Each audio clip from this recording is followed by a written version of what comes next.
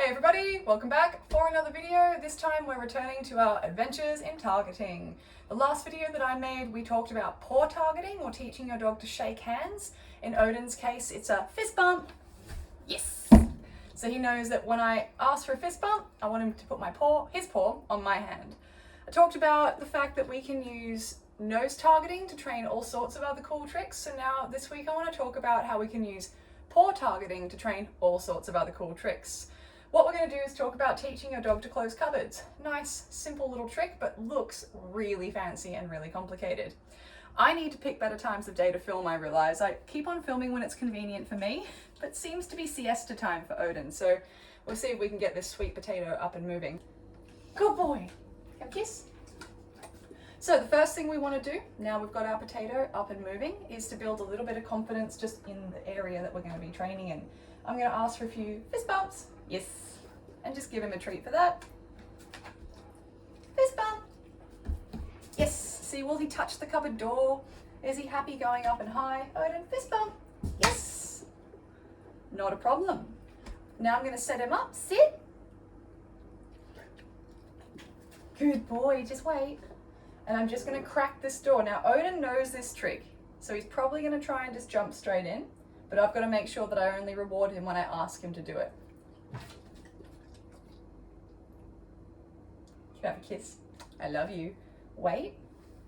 Now what I'm going to do, with my door cracked, fist bump. Yes. And then just bring my hand away before he contacts my hand. So maybe you can't see through him. It'll look a bit like this. Odin, fist bump. Yes. Fist bump. Yes. So it's kind of like asking somebody to give you a low five and then going, psych. So we're going to do that a few more times. I'll get him reset so you guys can see him come in for it.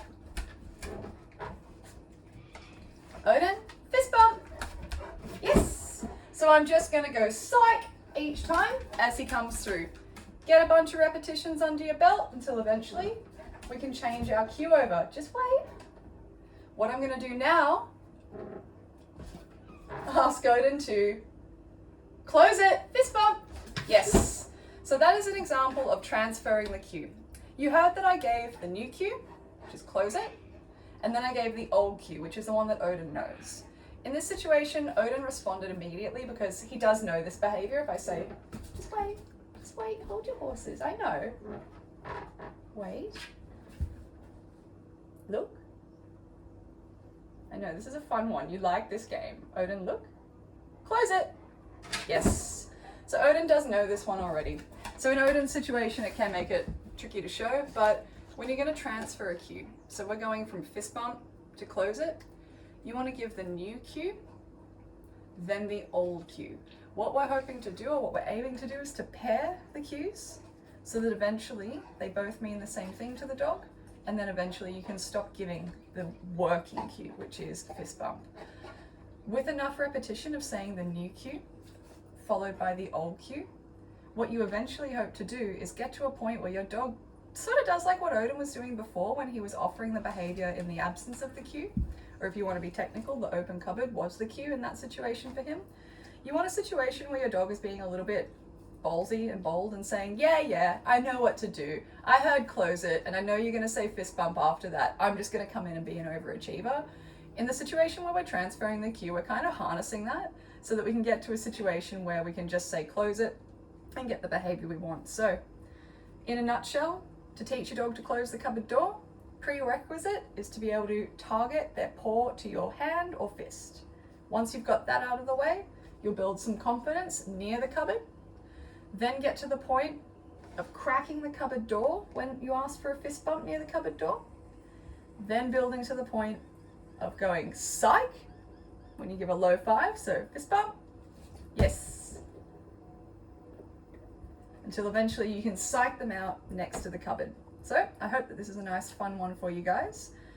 The other thing that I was going to do for you is show an alternative way to teach a paw target, not using luring. So I'm going to show you guys that one super quickly now as well. If you've got a dog who just didn't vibe on the food lure, what we can do is use a piece of paper. What we'll be doing in this situation is we're not going to be waving the paper around in front of the dog. We're just going to be putting it down on the ground and rewarding our dog for interacting with it. So again, Odin knows this. He might make this look a bit easier than it should, but when I put this paper down, my goal is to mark and reward Odin for looking at the paper, moving towards the paper, doing anything that is involved with interacting with this paper. It's sort of like the hotter or colder game of the dog world. Once he gets the idea that moving towards the paper is hotter and it's getting him rewards, I'm going to narrow down the things that get him rewarded until eventually he learns that just putting his paw on this paper is what gets him treats. So I'm going to throw you a treat over this way. Ba-choom! When I pop this paper down, I've got to be focused and ready. Yes! So, walking towards the paper gets you treats. Yes! Again, this is one I prepared earlier. Odin does know this. So we get to the stage, yes, of a dog who will just walk on the paper. Then what we can do is make it a bit smaller.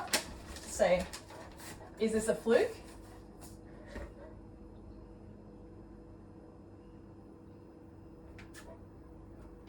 Yes. Not a fluke. And we make it smaller again. Yes. And then the crux, which is how we'll get you back to how the rest of the luring team are. In the hand, on the ground. Yes. Yes. And then I'm sure you see where I'm going with this. I'm going to start to slowly raise my hand up. Yes. Yes. And then the best thing about this is if you wanted to, you could then just go ahead and stick this paper on here.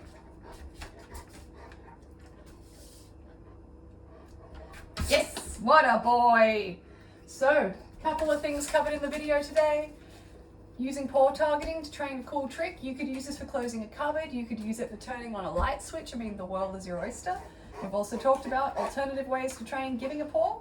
So now you guys know how to do it using luring and using shaping or paper targeting. All good? One more kiss.